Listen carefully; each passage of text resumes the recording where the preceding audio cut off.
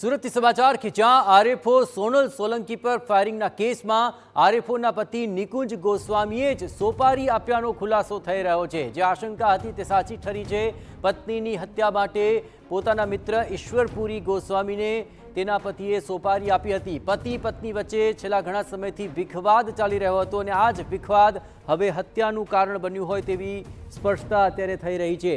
આપણે જણાવીએ કે ઈશ્વરપુરી ગોસ્વામીએ સોનલ સોલંકીની કાર પર ફાયરિંગ કર્યું હતું અને ફાયરિંગની ઘટના બાદ બંને આરોપી ત્યાંથી ભાગી ચૂક્યા હતા।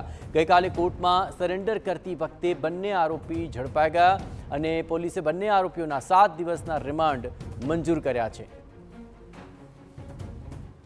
જે સીસીટીવી કેમેરા છે એ અમને ખૂબ ઉપયોગી બનેલા છે અને સુરત શહેરથી લઈ અને છેક વલસાડ સુધીના સીસીટીવી કેમેરા આશરે 1000 કરતાં વધારે સીસીટીવી કેમેરા સમગ્ર રૂટ અને સિટીને ચેક કરવામાં આવેલા છે, જેમાં અમને સુરત સિટી પોલીસની પણ ખાસી એવી મદદ મળેલી છે।